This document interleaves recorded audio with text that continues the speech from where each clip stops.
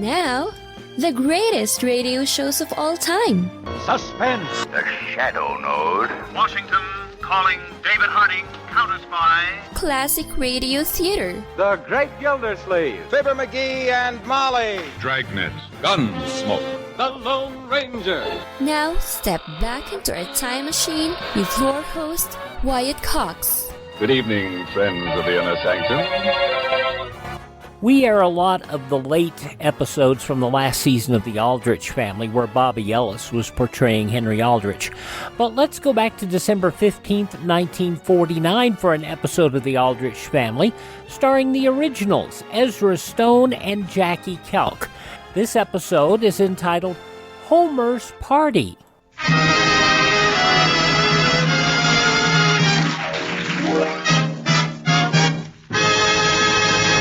And now the Jell-O family presents... Henry-aldrich. Coming, Mother.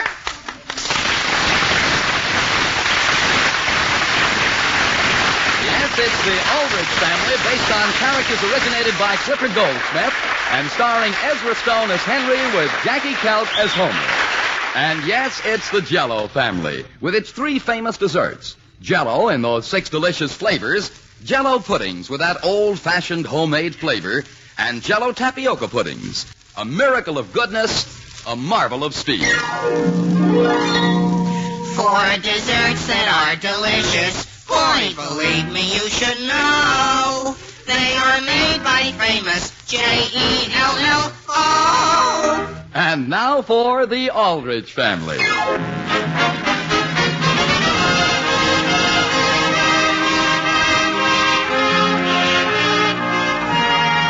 A typical teenage boy like Henry Aldrich is as unpredictable as the weather. And like the weather, he can change in a moment from storm to calm.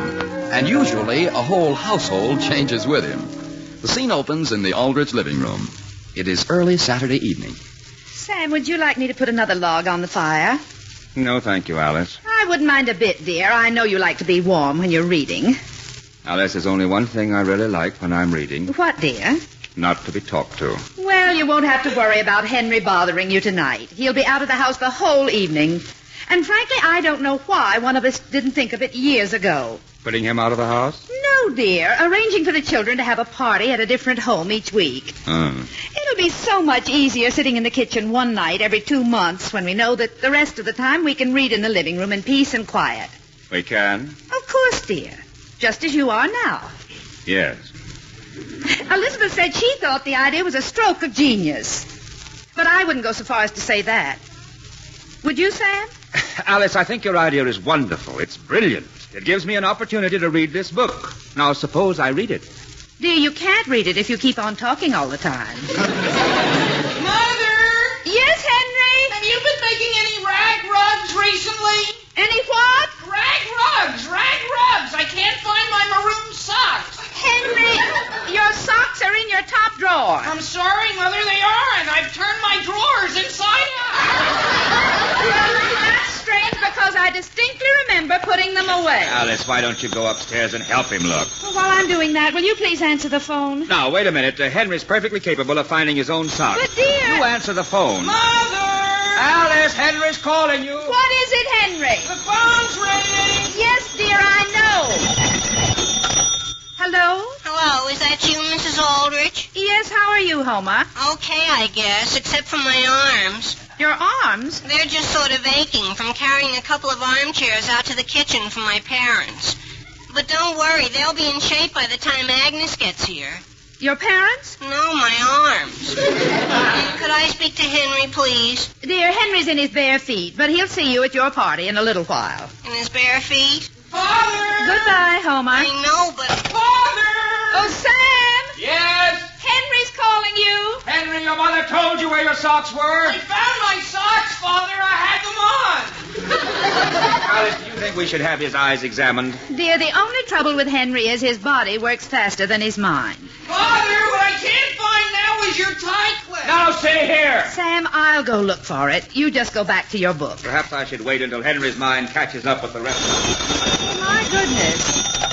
Hello? Mrs. Aldrich, we were cut off. Homer, what is it you want? I have to speak to Henry. It's very urgent. Just a minute. Henry! Yes, Mother? Homer wants you on the phone. I can't come now. I'm taking a bath. Dear, I thought you were all dressed except your feet. I was, but I just got shoe polish on me. Hello, Homer? Is he coming, Mrs. Aldrich? No, he can't right now. Suppose you give me the message. Well, listen, Mrs. Aldrich. I've got some bad news. Our radio's just gone on the bum. Really? And we won't have anything to dance to. Homer, couldn't you play the piano? How could you dance to Home Sweet Home? Dear, haven't you been studying for years and years? Only 5, Mrs. Aldrich. And all you can play is Home Sweet Home? Sure. Gee whiz, I'm no child prodigy. Homer, I wish I could suggest something, but... Well, as a matter of fact, how is your radio working, Mrs. Aldrich? Our radio? Oh, I'm afraid Mr. Aldrich wouldn't let that out of the house. Well, Mrs. Aldrich, did you ever hear that saying about the mountain and Mohammed? What's that? If your radio can't come to us, I'm sure the gang wouldn't mind going to your radio. Now, just a minute, Homer. I'm afraid that's out of the question. It is? And besides, it's your parents' turn to look after the party tonight. But neither of them plays the piano. Well, dear, would this help you? There's a neighbor of ours who has a portable phonograph and a complete collection of records. Oh, boy. I'll send Henry over to borrow them. You will, Mother? Okay, but will you tell him to hurry? Half the kids are here. Yes, Homer. And if we don't get something to dance to, I'll never get Willie out of the punch bowl. All right, Homer. Goodbye. Mother, you mean I have to start running errands at a time like this? Just over to Miss Spencer's to pick up her phonograph and records. Homer needs something to dance to. Boy, I always have to wait on him, hand and foot. Dear, you're not doing this for Homer. You're doing it for your father and me. And I thought you were taking a bath. I decided I didn't have time. I'd only keep Diane waiting. Now, here's your overcoat. Thanks, Mother. Dear, don't forget to put your gloves on. Okay. And have a good time. Thanks, Mother. You and Father have a good time, too. We will. Goodbye. Goodbye. Was that Henry leaving, Alice? Yes, Sam. Well, thank goodness. Oh, dear. Hello? Hello, is that Mrs. Aldrich? Yes? Well, I'm very sorry to bother you, but this is Diane. Diane? Yes, Diane Conway. I'm going to a party tonight with your son, Henry. Oh, of course, and he's certainly looking forward to it. Oh, so am I. And so are we. That is... But do you happen to know whether Henry is picking me up at home or at DeHaven's drugstore? Well, didn't he tell you? Oh, yes, he did, I think. But, well, you know how when Henry tells you something, 1 minute it's perfectly clear, and the next minute, you know what I mean? Well, dear, I'm not sure, but he just left, and I was under the impression he was going to pick you up at your house. Oh, my goodness, he can't do that. Well, where are you now, Diane? I'm waiting down here at the drugstore. Well, then, suppose you go back home and wait for him. But by the time I go all the way home, I'll miss him. Well... And I can't stay here. Everybody's staring at me. Now, dear, just calm down. I know what we can do. You wait right where you are. But Mrs. Aldrich... It'll only be for 5 minutes. Goodbye. Sam! Yes, Alice? Will you please come here a minute? What's the trouble now? Here's your coat, dear. My coat? I'm not going anyplace. Sam, don't argue. You'll have to go down to DeHaven's drugstore before that child goes to pieces. What child? Diane. For the sake of our whole evening, Sam, you'll have to pick her up. Pick her up and what? Dear, we'll cross that bridge when we come to it.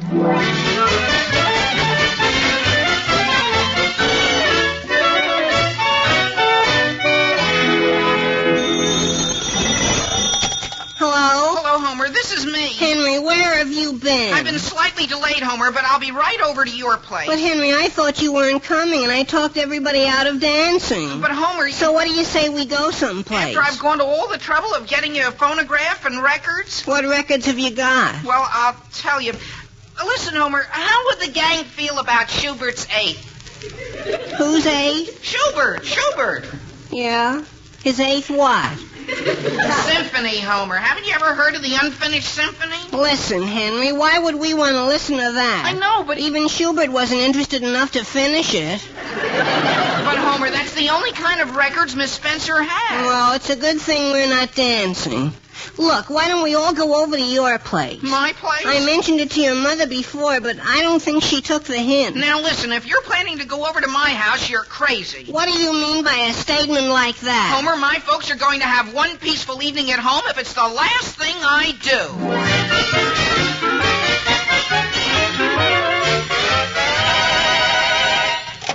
Hello? Hello, Alice. Sam, where are you? Down at DeHaven's drugstore. And Alice, what does Diane look like? Why, I'm not sure, dear, but I believe Henry mentioned something about blue eyes. What kind of a description is that? What's she wearing? Sam, I hadn't any idea. Although Yes? it's pretty cold, she's probably wearing a fur coat. You think so? If she has one. Although, frankly, I doubt it. Alice, I'm coming home. Dear, you can't do that. Diane's waiting for you. She isn't waiting here. Then you better run over to Hilliard's drugstore and take a look around there. That's all the way across town. Sam, we can't leave a single stone unturned.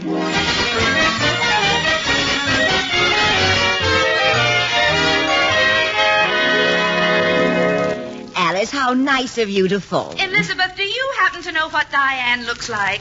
Diane? Yes, Henry's girl. Sam's down at Hilliard's drugstore looking for her, and we haven't the faintest idea what she looks like. Oh, Diane. Well, as a matter of fact, Homer was talking about her at supper tonight. Really? What did he say about her?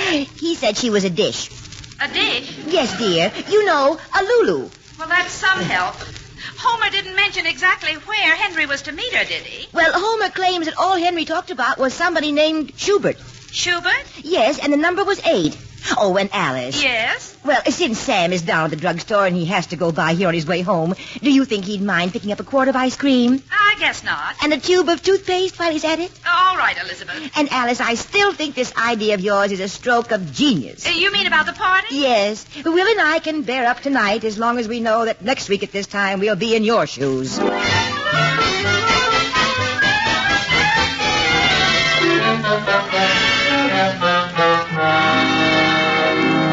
Say, Charlie. Yeah? You see that fella standing over there by the soda fountain? The one with his hat pulled down over his eyes? Yeah. Keep an eye on him. Why? What's he doing? Well, every girl that comes in here, he steps up to her, see, and stares at her. Yeah? What do you suppose he's up to? Wait a minute. I'll handle him. Oh, sir. You there. Is there something I can show you? What's that? May I help you? Why, as a matter of fact, yes, I might want to buy something. Fine. Are you interested in reading? I was, earlier this evening. Well, then, how about a good book? A book? Why, all right. We have a complete collection of pocketbooks right here. Yes. You just look over the titles and let me know which one you'd like. Well, now, then, let's see. Here's one. Yes? Little Man, What Now?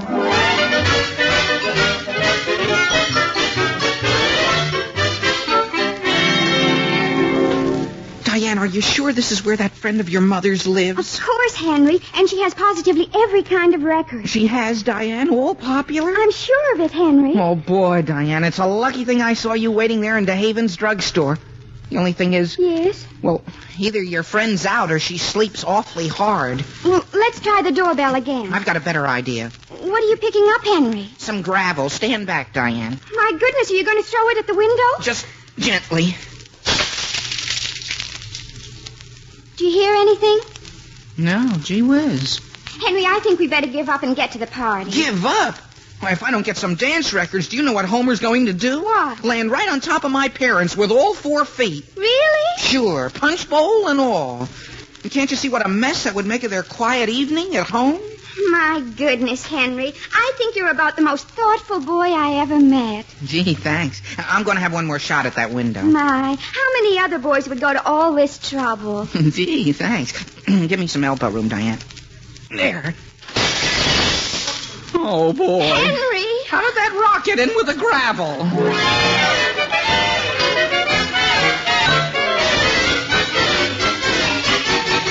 Alice, I'm calling to tell you this whole thing is utterly ridiculous. Now, Sam, Diane's waiting for someone to meet her in a drugstore, and I promised But, Alice, her... it's getting embarrassing looking into girls' eyes to see what color they are. But, dear... I've never felt more like a criminal in my life. What do you mean? At Hilliard's, they threatened to call the police. And at Marshall's, they came right out and called me a masher. You mean you've been to every drugstore in town? I have. Well, dear, is there a Schubert's drugstore on 8th Street? What's that? According to Homer, Henry talked about Schubert's at 8th. Alice, there's no such place. Dear, you better have a look. Now, wait. And while you're there, Mrs. Brown would like a quart of ice cream. Now, wait. And a tube of toothpaste. And you better get a dozen lemons, Sam, in case they run out of punch. Now, wait a minute.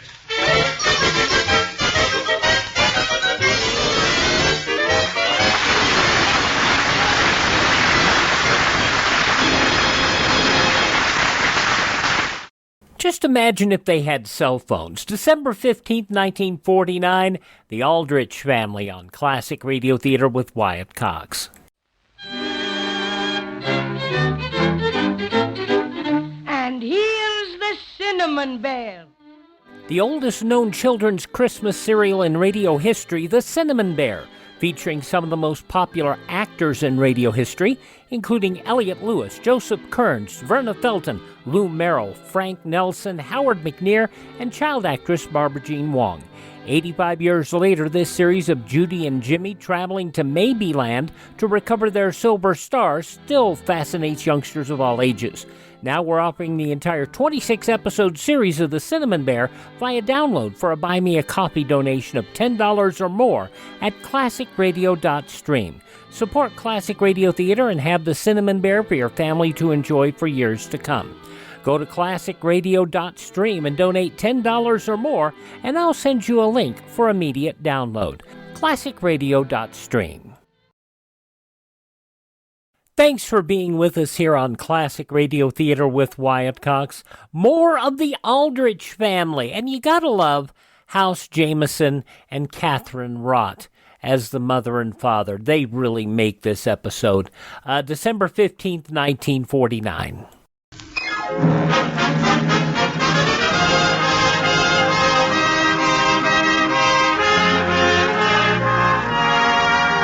Now getting back to the troubles of Henry Aldrich. In order to ensure the quiet evening they had planned on spending at home, Mr. and Mrs. Aldrich are trying to get Henry off to a party. But the more they try, the further they get from their goal. The scene opens in Springer's hardware store. It is a little later the same evening. It is, operator? The line's still busy? Yes, sir. I'm sorry. Well, look, could you cut in on the conversation? No, sir. I'm sorry. But look, operator, it's only my mother speaking, see, and I'm her son. I beg your pardon? Her only son, see? And I know she'd want to talk to me. And we pay our bill regularly, every month. I beg your pardon? Sure, so couldn't you please cut in? I'll try your number again and call you back. I know, but you... Hello? Oh, boy. Henry, you want me to wrap these for you? The only thing is, Mr. Springer, I should speak to my mother first. Now, look, when you got me out of bed to come down here and open my hardware store, you didn't say you were dragging your mother into it. I'm not, Mr. Springer. Gee, I wouldn't think of dragging her out of the house when she's spending a nice, restful evening. Oh, boy, excuse me. Hello, operator. Henry, is that you? Gee whiz, Mother. Yes, where are you? Down at Springer's Hardware. And look, could I charge a small item or two to Father? But just dear... a window pane and some putty. Henry, what for? You mean you want to go into all the boring, uninteresting details now?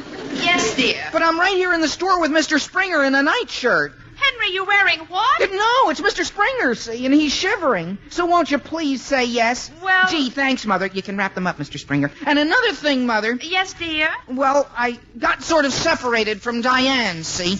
You mean you found her? Sure, Mother, only I lost her again. When the window broke. We both had to run. So would you mind phoning her folks for me and see if she went home? My goodness. And then would you please phone Homer and tell him I'm practically on my way to the party? But Henry... All I have to do now is repair a little something and find Diane and round up some records, and then I'm all set.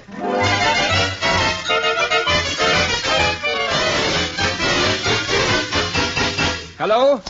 Hello, Alice? Sam, where are you now? I'm phoning from Schubert's Delicatessen. Where? Schubert's Delicatessen.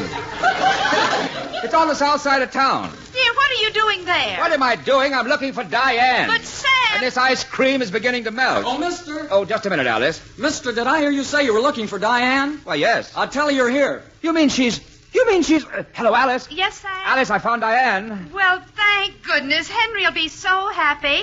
Just take her and the ice cream and the lemons and the toothpaste straight over to the party at home. Very well. And, Sam, I just phoned Diane's parents, and they're terribly upset. What about? Well, they thought she was lost. So would you please stop by a drugstore again and buy some spirits of ammonia for Diane's mother? Diane's mother? Yes, dear, she's been having hysterics. Good heaven. And hurry, Sam. Goodbye. Diane will be right with you, mister, as soon as she's through waiting on that table. What's that? Now, hold on. There must be a mistake. While you're waiting, what kind of meat do you like? Meat? Sure, Diane's boyfriends always buy something. I am not one of Diane's boyfriends. Sure, mister, sure. Now, what kind of meat do you like?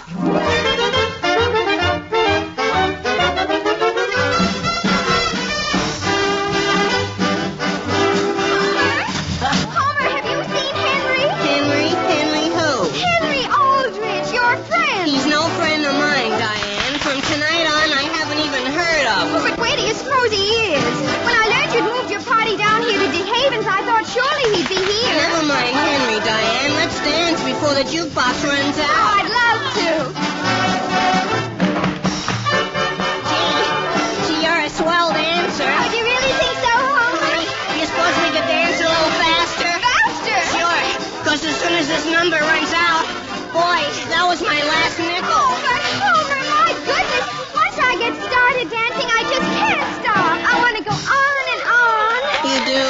Yes. Isn't there some place we can go where there's a phonograph and some records? Look, Diane, let's just put our heads together and we'll think of something.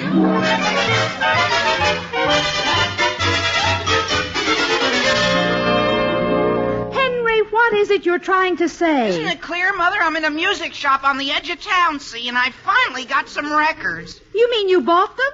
No, I got them on the cuff, on account of my face. Your face? Sure. The man said one thing about it, it's honest. Well, dear, that's fine. Then you're all fixed up. I am? Well, didn't I tell you your father found Diane? Sure, but, well, frankly, Mother, there's a slight new development. Henry, it's nothing serious. Serious? Oh, no. What is it? Well, brace yourself. But you got a few moments to brace yourself. The Aldrich Family, December 15th, 1949. Classic radio theater with Wyatt Cox on your favorite station.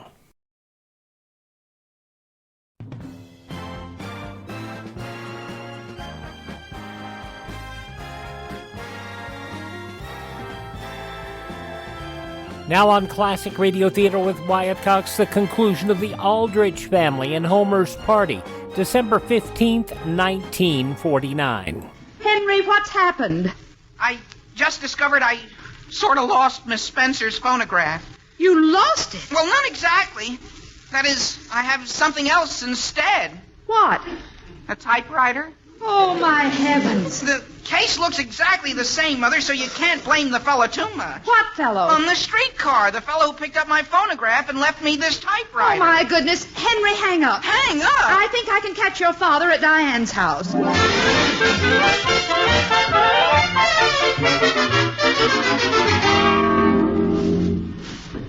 Oh, excuse me, sir.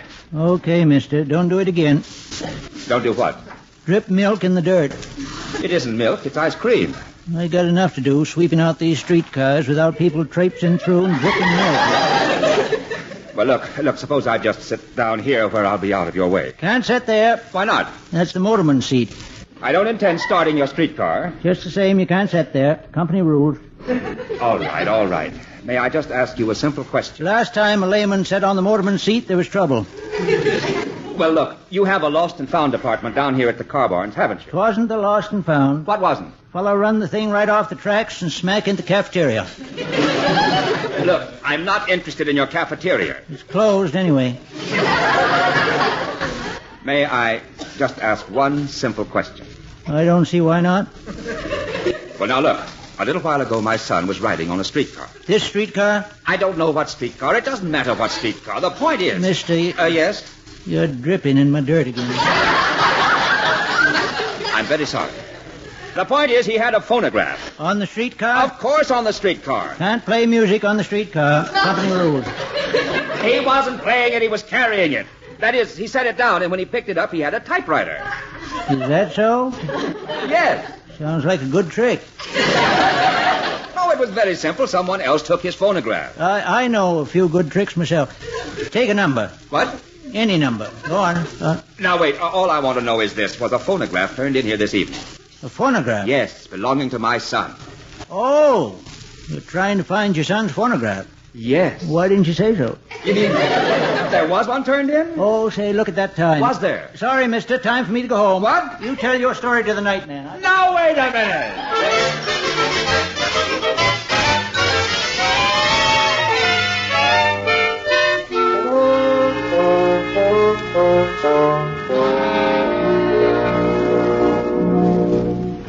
Can I move the footstool over for you, Sam? Or bring you your slippers? Alice, there's only one thing you can bring me. Yes, dear. What is it? A large spoon. A spoon? Yes, I'm going to eat this ice cream. Dear, you mean you didn't take it over to the Browns? Under the circumstances, I did not go near the Browns. But, dear, what about Elizabeth's toothpaste? All my life I've wanted to eat a whole quart of ice cream, and now I'm going to sit here quietly by the fire with my book and enjoy myself. Of course, dear. Wouldn't you like me to bring you a straw? Never mind. I'll just drink it. Oh, here, you can take this out to the kitchen. What is it? Salami. Salami? Diane's boyfriends always buy something. My goodness. Alice, what's the racket upstairs? It's Henry, dear. Henry, isn't he at the party? He can't find the party. They all left Homer's house for the Havens, and where they went from there, nobody knows. So Henry's up in his room typing. Typing? He's decided to give up society and write a book. He has my wholehearted cooperation. But, dear, what are we going to do about the lost phonographs? Henry can pay for it when he sells his book. Now, Sam. Alice, we'll worry about that tomorrow. Right now, all I want to do is to sit back and put my feet up and relax. You go right ahead, dear.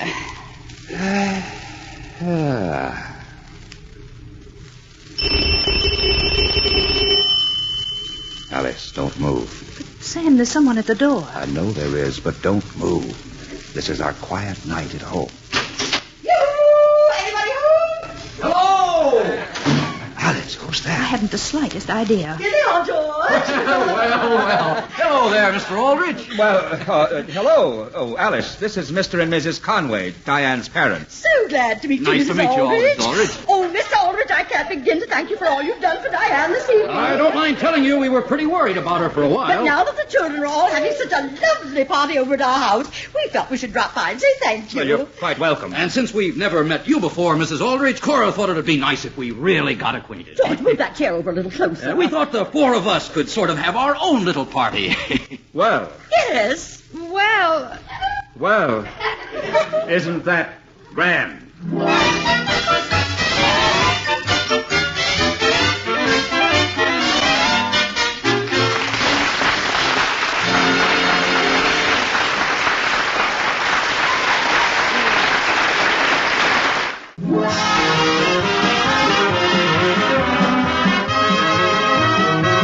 Here's hoping you'll be in your living room and ours next week at the same time. Good night, folks.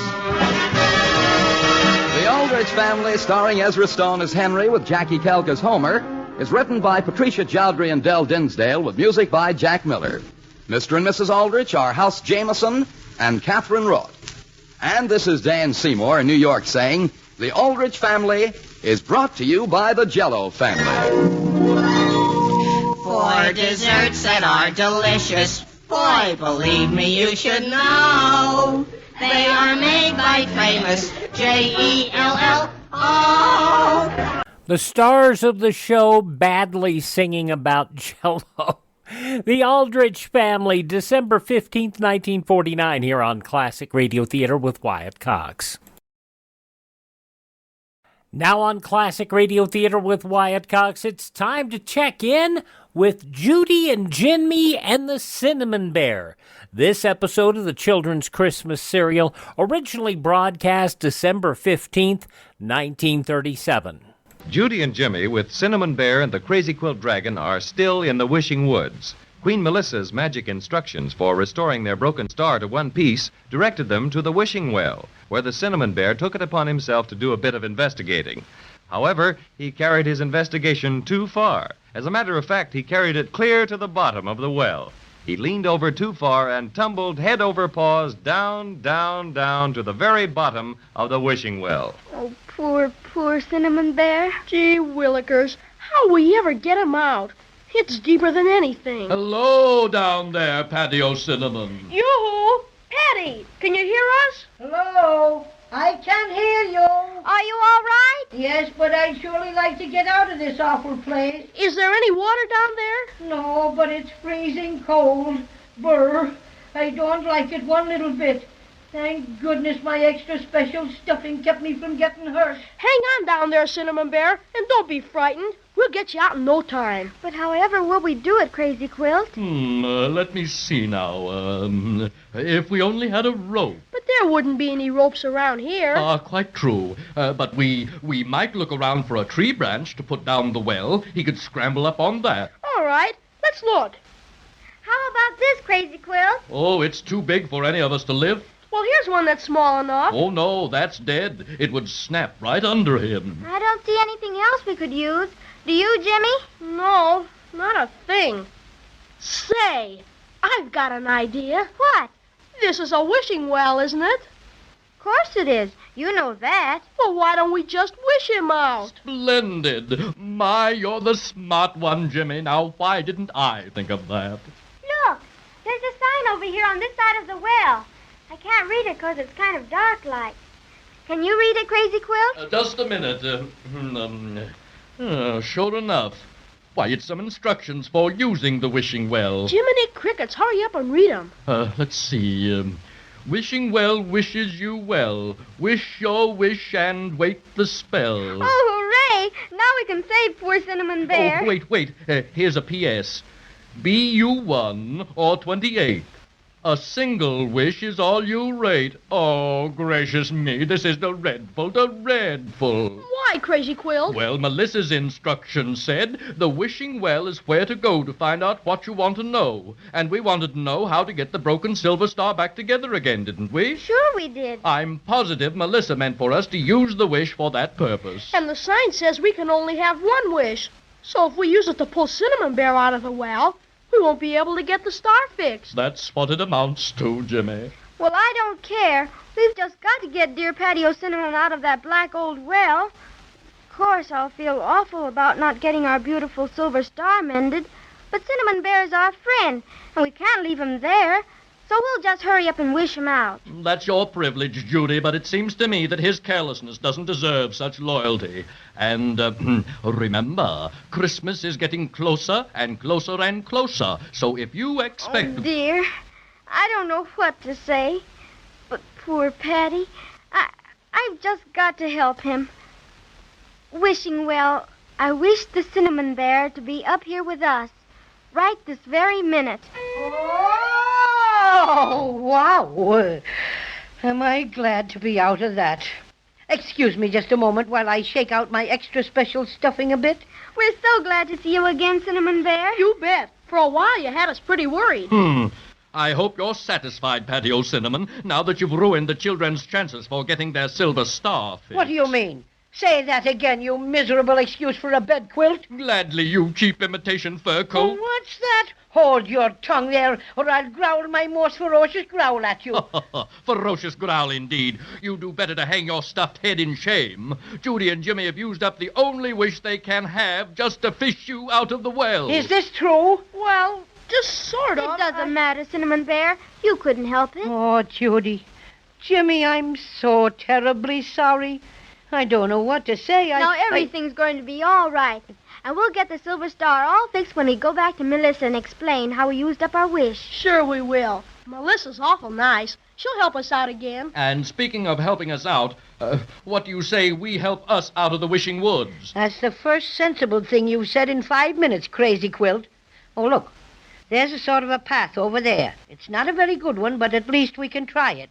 Might as well. Even if it doesn't take us out of the woods, maybe it will lead us to somebody who can tell us the way. Spoken like a true pioneer, Jimmy. Onward! It's an awful narrow path, Crazy Quilt. I think we'd all better go single file. Oh, but definitely, Judy. I'm not at all anxious to have my beautiful patches torn by this underbrush. Hey, I think I can see out of the woods. Already? Why, this is the best luck we've had in ever so long. The trees aren't so thick now. And I think there's a clear place ahead. That will be a relief indeed. What's the matter, Crazy? Have you been scared because it was so dark? One more word out of you, Fuzzy Pants, and I'm very liable to forego my usual composure and paddle your cinnamon trousers for you. Oh, yes? I don't think we can get out this way. Why not, Jimmy? Well, there's nothing out here but mud. As far as I can see either way. Mud. Let me look. Jumping jellyfish. It's mud for a fact. Bless my crazy quilt aunt if it isn't. A regular river of mud. Probably runs the whole length of the woods. It doesn't look very wide. No, but it's too wide to jump across, and I couldn't swim in that stuff. Ugh, it's thick and oozy, and no telling how deep. I'll have to draw the line there. Oh, I see a sign over there, Cinnamon Bear. What does it say? Private. No muddling. Oh, my goodness. I wonder what that could be. Oh, say! Which one of you threw that mud at me? Right in me eye. Don't look at me. Though I might have the inclination, I'd hardly lower myself to mudslinging. Jimmy and I wouldn't do it, Cinnamon Bear. Well, who did it then? I'd like to know. Yeah. Oh, my gracious. Look at that. What are they? Willikers. They look something like people, only they're all made out of mud. And they're 3 times bigger than we are. Yeah. There's only 2 of them, thank goodness. But, oh, they're awful looking. Let me handle them. This takes diplomacy. Greetings, fellow travelers. Who might you be? Yeah. We're the Muddlers. Here's how. Whoa! Oh, you ruffians. Throw mud at Crazy Quilt, will you? Yeah. And here's for the rest of you. Oh, Jimmy! Don't let them do it! You bet I won't. Hey, you let my sister alone, you dirt and water bums. Let him have it. He insulted us. Right, Captain McMud. Ha-ha, miss me. What's wrong, Muttley? Losing your grip? Sorry, Captain. Better luck this time. Yeah. Here's mud in your eye. Missed again. Oh, Jimmy, I'm afraid. They're so big and ugly. Wait a bit, dirty face. What prompts all this vicious mudslinging? I've never been so Oh, my beautiful color. We need target practice, don't we, Captain McMud? Huh? We'll teach you to come around our sacred mud baths. Oh, got me again. Just wait till I get my paws on you. How you doing, Muttley? Fair to muddling, Captain. Got that fuzzy beast square on the schnozola. He certainly did. I'm a cinnamon mess. If your mother could only see you now. I think we'll have to run for it. These muddlers are nasty creatures. Come on, children, back into the woods. No, you don't. They're trying to get away, Muttley. Head them off. Okay, Captain. Shall I yell for the rest of the mud guards? No, we can handle them. Maybe they'd let us go if we gave them something. We haven't got anything to give them. How about your little looking glass, Judy? Yes, I'll try that. Would you muddlers let us alone if I gave you this pretty looking glass? No, we don't want you to give us nothing. But here's something for you. Oh, dear, got me again. Yeah. Poor Crazy Quilt. You're keeping those awful muddlers from hitting us. Oh, that's all right. That's all right. Glad to help. Well, Patio Cinnamon, what are you doing for the cause? Hiding behind me? Not a bit of it. I'm thinking I am. Strategist, that's me. Indeed. And what piece of strategy have you cooked up? Well, it's coming. I'll tell you when I got it straight. Well, if it's going to do us any good, you'd better get it soon. Ouch! I got it. So I noticed right on the nose. Oh, no, not that. I mean the idea. Judy, try the magic lunchbox. See if they'll let us go if you give it to them. I'll try, Patty. Please, Mr. Muddlers. Look what I've got for you. Yeah? Well, what is it? It's a specially magical box with all sorts of goodies in it. Cookies and sandwiches and... Sandwiches? Oh, hey, get out. What's the matter? Wouldn't you like that? No. We never eat anything but mud pies. Oh, dear. Whatever can we do now? Come on, Mudley. I'm fed up throwing mud. Let's give them the wipes. You mean push them in the mud river? Yeah, shove them in. Let them soak a while. Then we'll come back and make mud statues out of them. No, don't. Jimmy, they're coming after us.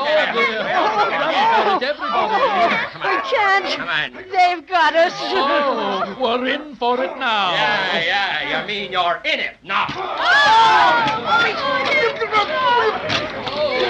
Help yourselves, friends. We'll be back after you're all soaked up. Yeah.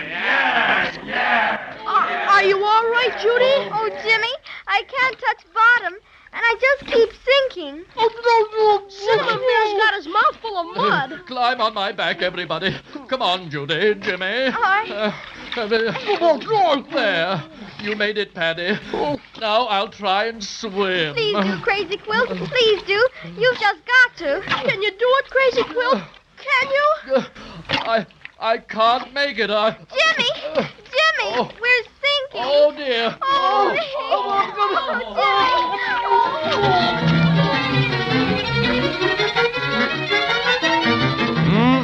This looks mighty serious, doesn't it? That mud is awfully thick and black, and goodness knows how deep it is. Will Crazy Quilt be able to get them out? Well, let's just hope they can keep their heads up until next time so we can find out what happens.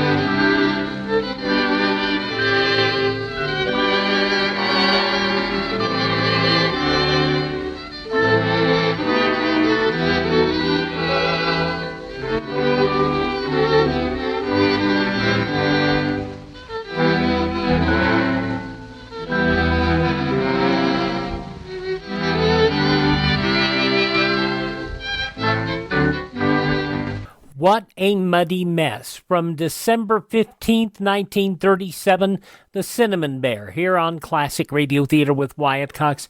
Ted has the complete collection of The Cinnamon Bear available on cassette, CD, or flash drive for your computer. Contact Ted at radiomemories.com. That's radiomemories.com. Thanks to you so much for tuning in. Hope you'll, while you're on the web, visit my webpage. That is classicradio.stream. That's classicradio.stream, where you can stream our shows on demand. You can learn about building a classic radio collection of your own. You can find a list of places where our shows are available for download via podcast. You can also contact us there. We have our social media links up, the Facebook and the Twitter. We also contact me directly, and you can also buy me a coffee. The Buy Me a Coffee money is not used to buy me anything to drink. What it's used for is to help us acquire additional classic radio collections, and it's also used for us to maintain our distribution channels. That's at classicradio.stream. Classicradio.stream. Thank you for tuning in. Please thank this radio station and support their advertisers.